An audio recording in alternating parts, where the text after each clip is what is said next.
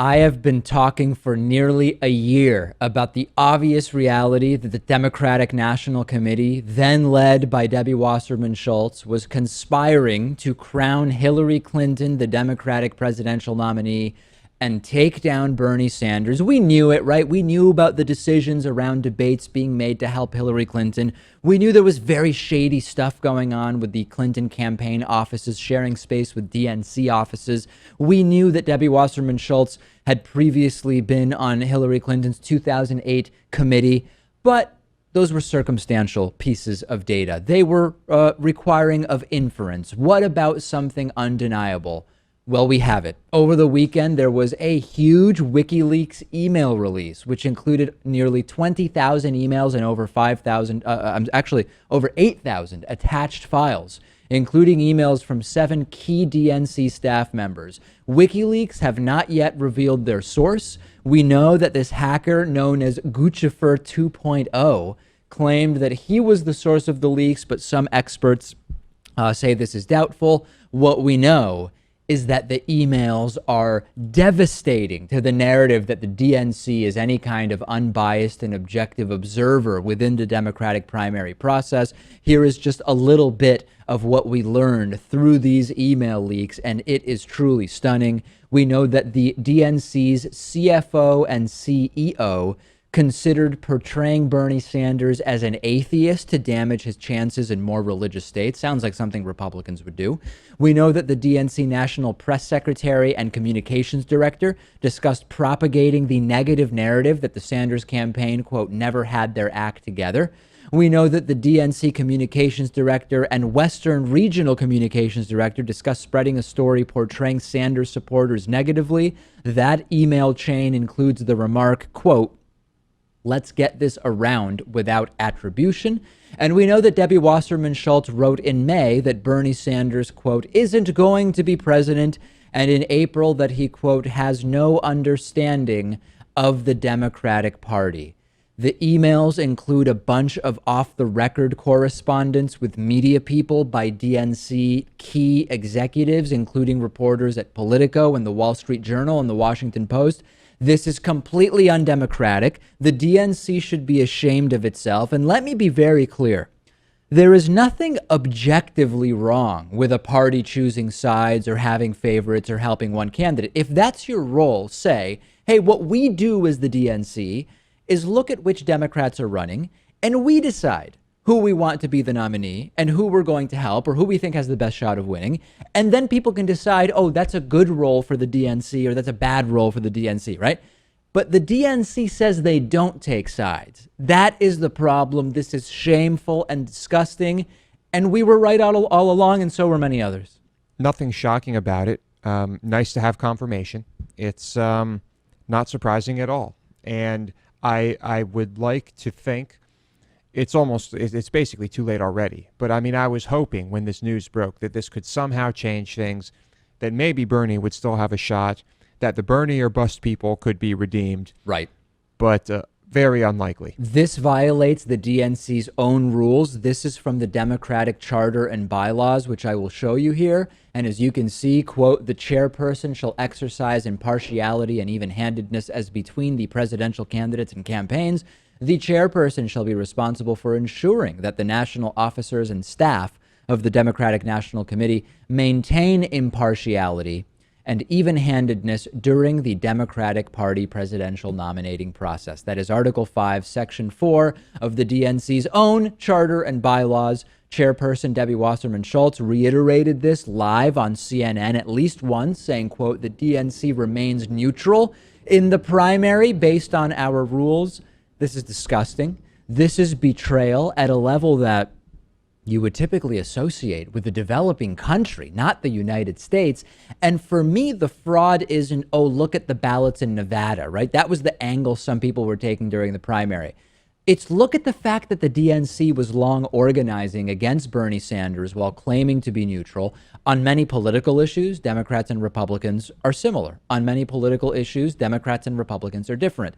This is a systemic problem that has nothing progressive nor democratic about it. This is shameful. And people often say to me, David, why aren't you a Democrat? You vote mostly for Democrats. I want no association with a party entity that does this garbage. If Hillary is better than Trump, I'll vote Hillary, and she is better. But why do I need to be a Democrat for that when I do not endorse this organization and its actions? It's been a garbage party for a long time. It's just that usually when it comes down to elections, there are only two choices, and you have to pick the lesser of two evils. But make no mistake, Democrats are just about as bad as Republicans when it comes to being bought and sold and you name it.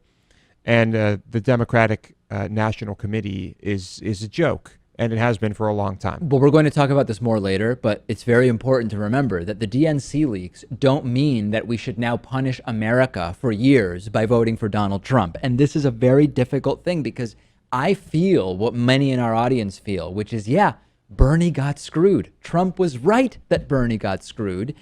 If you're Hillary Clinton, I believe she needs to step out and disavow this. I doubt it will ever happen. She's already been completely pretending this issue doesn't exist, at least in a rally earlier today. This really does change a lot. If Bernie lost fair and square, that is one thing. If Bernie lost to Hillary and the DNC, you lose a lot of credibility, even as Bernie Sanders, when he says we need to support Hillary. I still believe Hillary is better than Trump, but this creates a real problem. Absolutely disgusting. No doubt. So we will follow it. We will see what kind of a speech he gives this week at the Democratic National Convention. Okay, let's talk about polling a little bit. We have gone beyond the Republican National Convention. The Democratic National Convention starts today. We expected a convention bump for Donald Trump, but we didn't also expect for the Democratic Party to be deeply embarrassed by the release of emails showing they were in the tank to hurt Bernie Sanders and coronate Hillary Clinton as the de facto Democratic nominee. So we also did not necessarily expect that a pro-bankster centrist was going to be chosen as Hillary Clinton's vice president, although Lewis seemingly did expect that. I guess I was optimistically hoping it wouldn't happen. And I am ashamed to have to report to you, particularly our viewers all over the world who don't have a clue what the hell is going on here with politics, that Donald Trump has taken a lead nationally in an average of recent polls. This is not one poll. This is the Real Clear Politics average of recent polls. Take a look at this. It is unbelievable. According to a CBS poll, it's Trump +1. CNN has it at Trump +3. The LA Times has it as Trump +4. Gravis has it as Trump +2. Reuters still has Hillary Clinton ahead. Rasmussen gives Trump a 1-point edge. The Economist / YouGov has Hillary Clinton ahead, and NBC News has Hillary Clinton ahead by just 1 point.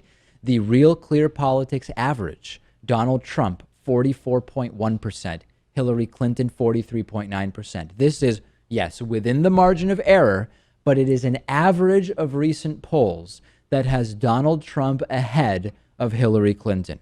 We know former KKK leader David Duke is very happy. We suspect that both China and Russia are happy. More on that tomorrow.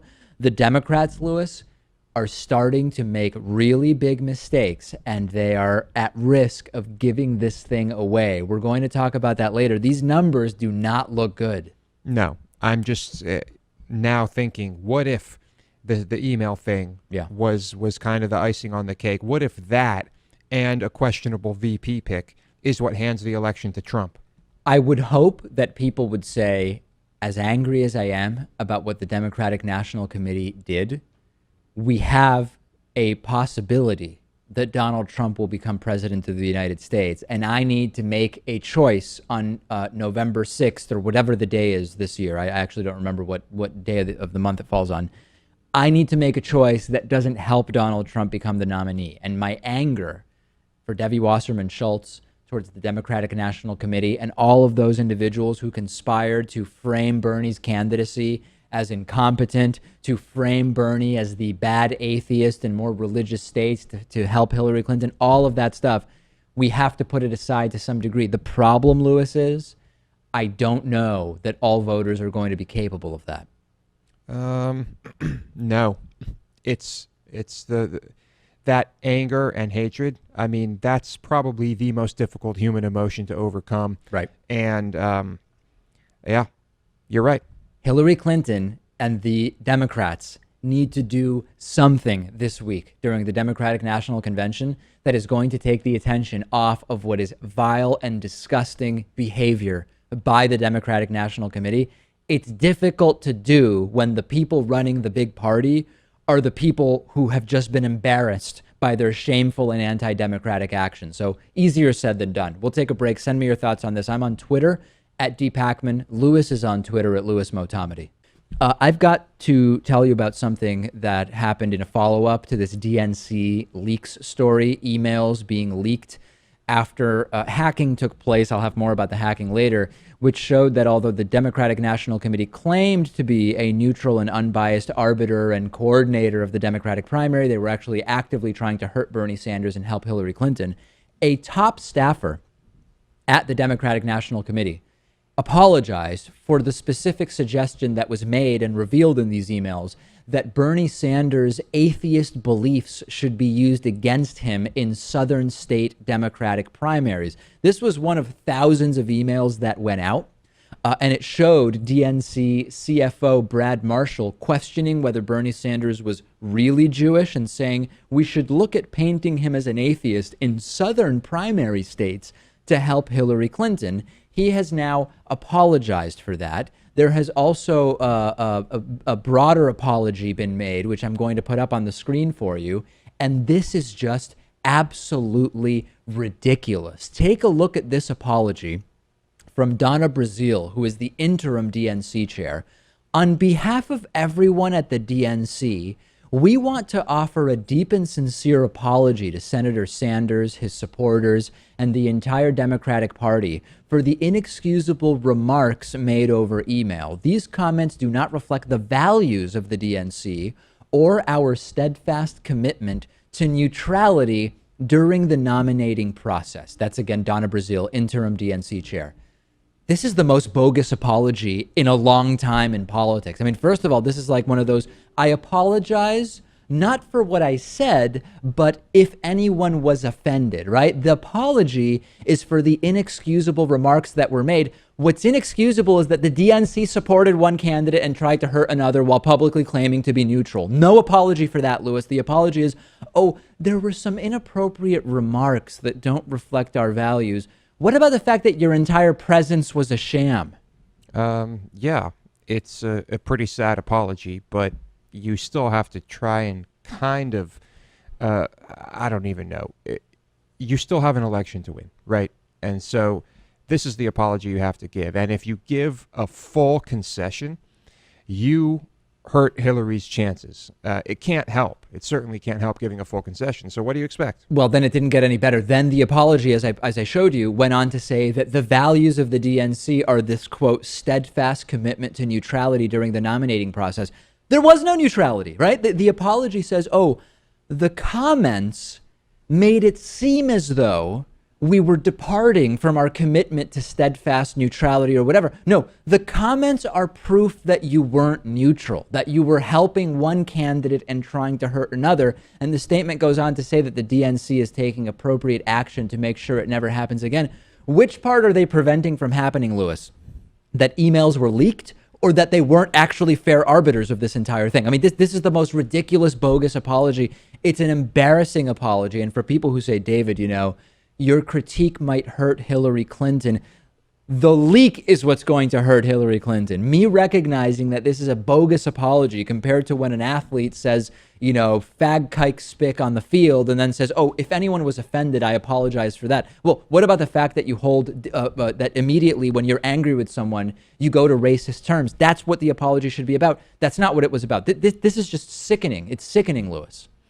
It's, yeah, I mean, it's politics as usual, and they say they're doing everything they can do to make sure this doesn't happen again. Right. But the policies they have in place are written such that this is against their policy and it's not supposed to happen. Like, what else are you going to do to make sure that this doesn't happen? They will never again, Lewis, coordinate their helping of one candidate and hurting of another over email to put at risk the fact that it might leak. That's what they've learned from this, is what it seems, from this just ridiculous apology. Well, I mean, I already knew that if you're going to do this type of thing, don't leave digital evidence of it. I mean, this is, it's as simple as it gets. They're liars, but they're not even good liars. That's really what you're getting at. They're criminals, and they're not good criminals. That's what I'm saying. Well, criminality. I mean, I don't. These are conventions, right? I mean, I've said it before. If the DNC said we take sides, right? We're not here just to organize debates that don't help anybody or one candidate or another. If they said we are going to choose who we think is the best person to represent the party, and we will help that person, have at it, okay? And then I could go on here and make a commentary and say, hey, you know what? I don't know if it's the best strategy for the DNC to play this role. The lying is really the problem. Send me your thoughts. I'm on Twitter at @dpakman. Lewis is on Twitter at @LewisMotamedi. Let me get back to the WikiLeaks DNC email leaks. Yesterday, I told you that as a result of some hacking that was done, and I'll give you more details about that later, WikiLeaks released a whole bunch of emails showing undeniable lack of neutrality by the Democratic National Committee, trying to help crown Hillary Clinton as the Democratic nominee, trying to hurt Bernie Sanders' chances, preventing his campaign from getting going to the extent they were able to. It was embarrassing. It was disgusting. It was anti-democratic. It is absolutely dishonest. The apology we heard is even worse and completely ridicules the entire idea that they are in any way taking blame for the actual lack of neutrality rather than the emails getting out. The problem is, and what I want to tell you today is, it's actually even worse than we originally thought, because new elements of the story have been revealed by the leaks. And now that we've had more time to look at the details of the emails, it's become clear that the DNC was actively trying to hide the details of the fundraising deal that they had struck with Hillary Clinton. Hillary Clinton would do these joint fundraising gigs with the Democratic state parties across the country, and it would ultimately allow the state parties to keep a tiny fraction of the money raised. When I say a tiny fraction, I'm talking about under 1%, and by some calculations, under 0.5% of the money raised. This led to $82 million being raised, of which the state Democratic parties appear to have kept somewhere around 0.5% to 1%. Why make such a deal in the first place? Well, it was called the Hillary Victory Fund. It allowed the Clinton campaign to seek the contributions of hundreds of thousands of dollars from individuals to attend these extravagant fundraisers. One was a dinner at George Clooney's house. George Clooney admitted the amount of money people were spending was, I forget the word he said, but ridiculous was the point he was making.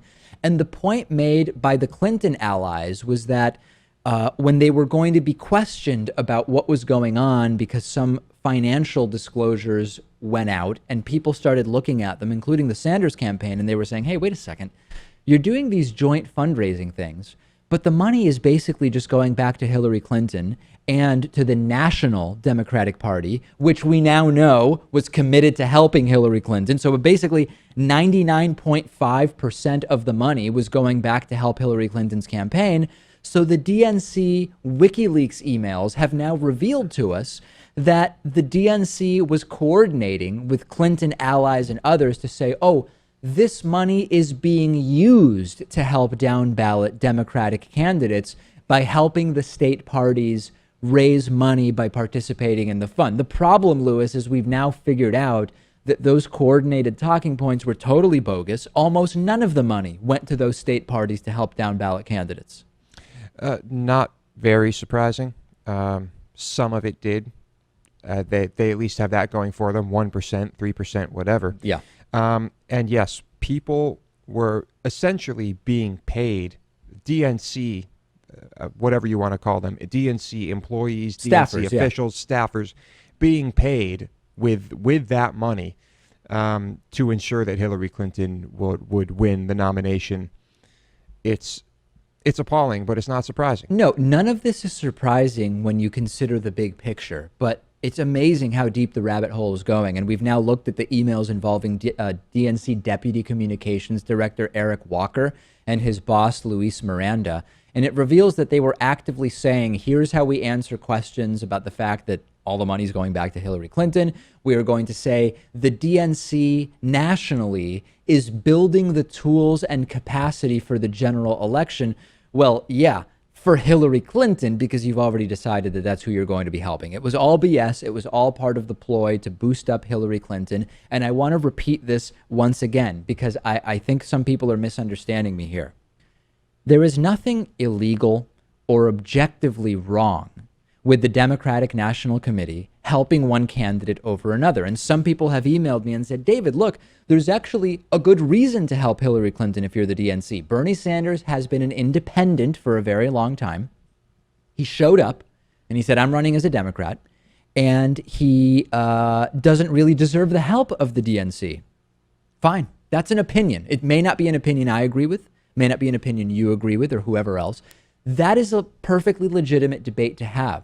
The problem is that it claimed to be a neutral arbiter. So when you hear that the DNC has scheduled 4 debates originally, or 3 debates, whatever it was, one of them on a long weekend coinciding with NFL playoffs or whatever it was, and we go and we say, hey, this is obviously meant to hurt Bernie Sanders. And they say, oh, we're neutral in this. We're neutral. We're not doing anything wrong. That is what the problem is, Lewis. And if they just said, yeah, we pick people and Bernie hasn't even really been a Democrat, fine, we're all on the same page. We get it, right? And we can all operate honestly. That's not what happened. Yeah, if it's perfectly fine to be impartial. If you're going to... Or partial, you're saying. It's fine to be partial if you're honest about it. It's fine to be both. Yeah. But if you're going to be partial, make sure that your rules don't say that you have to be impartial. That's pretty cut and dry. But also where this gets messy is the states where there is conflict, where perhaps you can't vote in a certain primary if you're registered as one party, or if you're an independent, you might not be able. I mean, that's when things start getting really messy, and the legality of things starts to become a bit gray. And it's kind of a separate issue, but that's still a big problem. No doubt about it. Discuss this with us on our Facebook page, which is closing in on 50,000 Facebook likes, facebook.com/David Pakman Show. Give us a like, help us get to 50,000. And of course, this is viewer-supported media. I would truly appreciate it if you signed up for membership at davidpakman.com/membership. And one of the great benefits is we do an entire extra show just for our members every single day. Let's talk a little bit about what is going on with Donald Trump and Russia and Vladimir Putin. Of course, we've been following this very, very closely, and it turns out that the Donald Trump-Russia-Putin connection may be even bigger than we thought. Now, previously, we knew that Putin had called Trump bright and very talented. Trump had spoken with some admiration on multiple occasions about Vladimir Putin's political strength. Yesterday, I told you that numerous internet security experts have said that the DNC WikiLeaks release and the hacks had many indications of coming from Russian intelligence agencies. And this has continued to grow over the last 12 to 24 hours. Now, this brings up the question of whether Russia and Vladimir Putin would do something like this merely to embarrass the U.S. or because they actually believe they would benefit from Donald Trump being president or from Hillary Clinton not being president. We are now learning and hearing way, way more about possible Trump-Russia connections. And the important thing when we talk about this is that whether or not this line of reasoning helps Hillary Clinton's campaign, we want to focus on whether it's true regardless. I understand that the Hillary campaign is very keen on repeating these talking points about a connection between Trump and Russia. And that is being used as a way to discredit those. Let's just focus on what we know aside from whether it benefits Hillary Clinton or not. In other words, even if there is motive to say these are just Clinton campaign talking points to make Trump look bad, this could make Trump look bad and still be true. We're still getting more information on this. According to the Daily Beast, quote, it's an operation that several U.S. officials now suspect was a deliberate attempt to influence the presidential election in favor of Donald Trump. And first of all, conservative columnist George Will, who admittedly does not like Donald Trump, thinks that the reason Trump won't release his tax returns is because they would reveal links between Trump and Russia. Here is conservative George Will on conservative Fox News saying this. On the connection between Russia and the Trump campaign, but they've thrown it out there, George. Well, it's the sort of thing we might learn if we saw the candidate's tax returns. And that's perhaps one more reason why we're not seeing his tax returns, because he is deeply involved in dealing with Russian oligarchs and others. Whether yeah, it's good, bad, or indifferent, it's probably a reasonable surmise. So maybe George Will's not reliable. He clearly doesn't like Trump. What is he saying? But in addition to this, there is growing evidence now that Russian troll factories posing as pro-Trump Americans have been posting all over the internet to try to shape public opinion. This is a really big topic. I've talked about it before. There are these Russian troll factories where people, it's professional trolling. They get together and typically they post pro-Kremlin stuff all over the internet, anywhere you can. YouTube comments, blog comments, news site comments, Twitter, Reddit, all of these different platforms. And freelance journalist Adrian Chen, who's now a staff writer at The New Yorker, discovered that at one point the Kremlin was likely paying some of these troll factories to spread pro-Trump propaganda on social media. This is what Chen had to say. I created this list of Russian trolls when I was researching, and I check on it once in a while still. And a lot of them have turned into conservative accounts, like fake conservatives. I don't know what's going on, but they're all tweeting about Donald Trump and stuff. There are two possible motives here. Number one, Russia genuinely wants to get Donald Trump elected because they, quote, like him, to put it simply. Option two is Russia wants to get Trump elected because they think, like some in China believe, as I told you yesterday, that Trump would be such an embarrassment that it would help Russia compete globally and it would increase public opinion of them. This is a speculative case, but it is not negated by the Republican National Committee's recent change on their stance on Russia under pressure from Trump's staff in the days leading up to the convention in Cleveland last week. One delegate actually proposed an amendment calling for the U.S. to provide eastern Ukraine with lethal defensive weapons. And according to the Washington Post, Trump's allies pushed to weaken that statement, instead saying they would provide appropriate assistance instead of lethal defensive weapons. Lewis, it is a circumstantial case right now, but it is one that is increasingly connected to empirical facts. Yeah. Well, first of all, the financial connections. I mean, when you're a billionaire, Yeah. Yes, you, especially a billionaire like Trump, who has hosted events in Russia and is a schmoozer, if you will, not difficult to be financially involved in your statements wherever on video and pictures with Russian oligarchs. Right. And that's not the biggest deal to me. Russia, of course, wants to make things more difficult for the United States, and they want to make things better for themselves. Would a Trump presidency do that? Probably. And the troll stuff, this sounds like China to me, and not surprising at all. I mean, Yeah. it seems like a pretty cheap and effective way to kind of give Sway Trump a public boost. opinion. Yeah. Definitely. But I also think that who is the candidate? Okay, if Putin's trying to kind of put forth his message of destabilizing the West, would that come in the form of Hillary Clinton, or would that come in the form of a Donald Trump puppet? Yeah, that's the thing. It's on. You might say we want Trump over Hillary because their policies will actually be more beneficial to Russia. Or you might say, oh, Hillary's way more competent. So just Trump's incompetence is what we want to seize and take advantage of.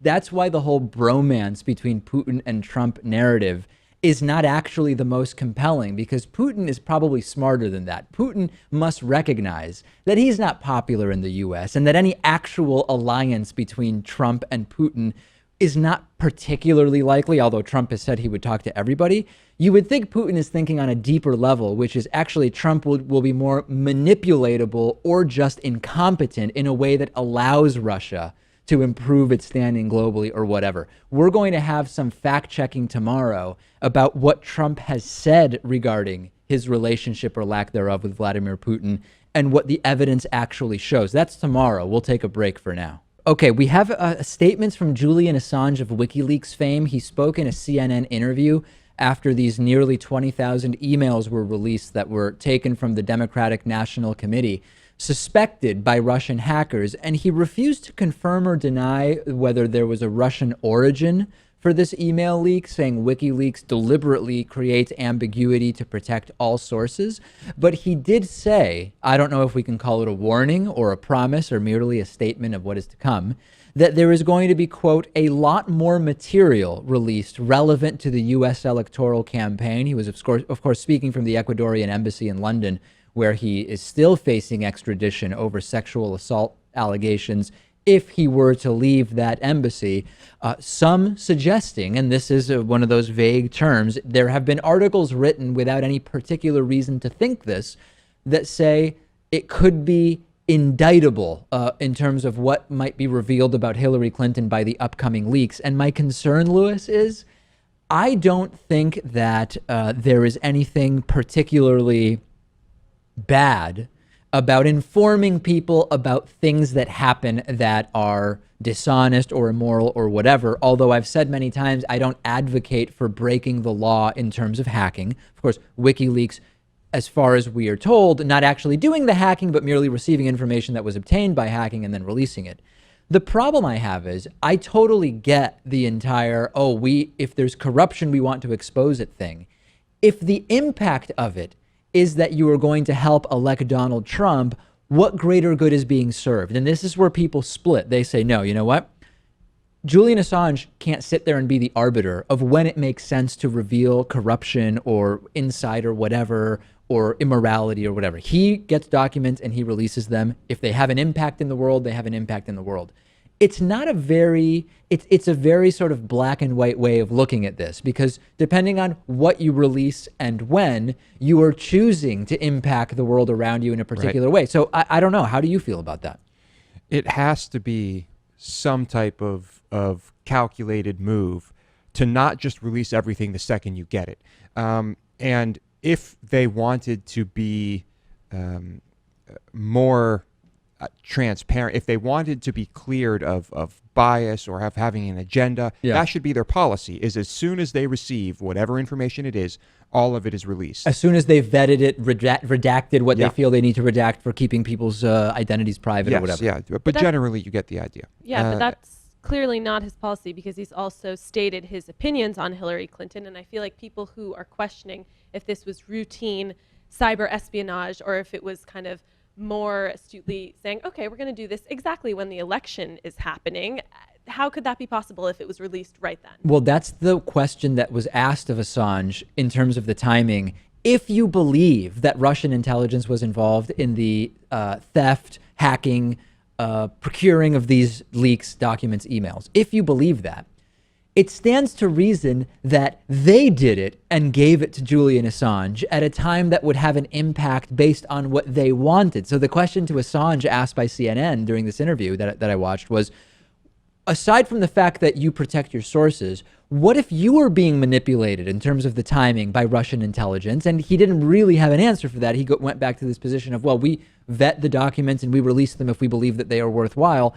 And there really is no answer to that, because who really knows if those are the intentions of Russian intelligence? And you can't know, but it's undeniable that this was important information. Right. And so I say, just release it all. And if you do have an agenda, whatever, it's important information. I want to know it. I want the American people to know it. And even if it leads to a Donald Trump presidency, so be it, because Americans should know who they're electing as president. And if it gets worse with Hillary, we should know. Hack Donald Trump's tax returns then. If it's important to know who we're dealing with as president, get those tax returns, right? Because that's something we really should have a look at. It's something every presidential candidate for 40 years has shown us and Trump refuses to. Now, if this were to bring down Hillary Clinton, if whatever information Julian Assange will be releasing brings down Hillary Clinton and by default elects Donald Trump, it seems sort of like a Pyrrhic victory of sorts. Now, it's not exactly right. Typically, with a Pyrrhic victory, we're talking about a victory that inflicts such a devastating toll on the eventual winner that it is effectively like being defeated. It's not a perfect analogy, but it's in the victory of releasing information and informing the public, you end up electing someone that will have a far more devastating impact on the public. That does seem like a practical concern to me, Rachel, when we think about the practical impact of this. I mean, yeah, it's definitely a practical concern, but I think he would have to definitely think long and hard. Is this information going to benefit people if Donald Trump is elected by default? So you believe he should weigh that? Yes. Lewis, do we have any evidence that Julian Assange weighs that? We don't have that evidence. But there's also, if it leads to a Donald Trump presidency, presumably would be a disaster. At least everyone involved will learn from what happened before, and maybe in the long term, it would be better for everybody. It would be one of those teachable moments that allows Donald Trump to appoint 3 to 4 Supreme Court justices that could have a devastating impact on this country for decades Well, to come. I bet the DNC will never make that mistake again after that. We will at least learn, Rachel. Right. And for that, we can be grateful. Right. It's hard for me to get behind that logic. That's the tear it all down because in 20 years, it'll get better logic. It's not exactly that. It's just about learning from our mistakes. And sometimes you need to have a very harshly learned lesson, if you will. I don't know, tough love. I don't know what you'd want to call it, but let's think about that. Let's think about the very long term. I have some fantastic video to play for you. I really want your help in spreading this video far and wide on the internet. Donald Trump, in being interviewed by Bill O'Reilly yesterday, took 5 different positions on the minimum wage in 45 seconds. We've seen Trump take different positions within minutes of each other, Lewis, which at its face is already crazy. 5 positions in 45 seconds. I think you're going to like this. The topic was the minimum wage. Let's take a look at the video, listen to the audio. Better than it is now. What about the minimum wage? You got hammered on that by Bernie Sanders last night. Right. What's your vision for a federal minimum wage? How much? Well, he lied last night. I mean, it was a total lie, and everybody said it. In fact, some of the folks on your network said, wow, that was really a lie. He said that I wanted to go less than minimum wage. This is a new one because I'm the one Republican that said in some cases we have to go more than minimum wage. Give me but what number. I like is states. Give me a number. Start the clock. Let me give you a concept because I think it's a good concept. You go with the states. Let the states make the determination because if you take New York, it's very expensive to live in New York, and they need more than $7, $8, $9. So you go with the states. But the states have the authority now to do that. But there has to be a federal minimum wage. They do. What would you set the federal minimum wage It doesn't have to be. Well, I would leave it and raise it somewhat. You need to help people, and I know it's not very Republican to say. Well, give me $10. People, but 10? I would say 10. I would say 10, but with the understanding that somebody like me is going to bring back jobs. I don't want people to be in that $10 category for very long. But the thing is, Bill, let the states make the deal. Yeah, but they do have the right to do that now. Yeah. Okay. So the exact time is actually 32. It's 45 seconds on the dot. Okay. Let's put up the positions that Donald Trump took in 45 seconds. 5 positions in 45 seconds. Number 1. Let the states decide, meaning they pick whatever minimum wage they want. Okay. Immediately, there actually doesn't have to be a federal minimum wage. Of course, what's implicit in that is at all. We can have no minimum wage whatsoever. Then going on to say, I would actually leave the minimum wage as it currently is and raise it somewhat. I mean, look, this is 3 positions in 1 sentence, never mind in 45 seconds. And then he goes to say, I would actually set the federal minimum wage at $10 an hour. And then, lastly, let the states pick whatever minimum wage they want, which of course makes a federal minimum wage absolutely pointless. He's got all the bases covered, Lewis, right? I mean, he has every position on the issue, meaning he has no position on anything in terms of anything definitive or significant. And if you listen to this exchange again, what he's really saying is he would do nothing at all. That's actually, when you look at the 5 positions in 45 seconds, he's really saying, I won't do anything, or at least he doesn't know what it is he would do. But we did get him to say that that 10 is fine with him. Sure, right? that was At one of the point. 5 positions he took, yeah.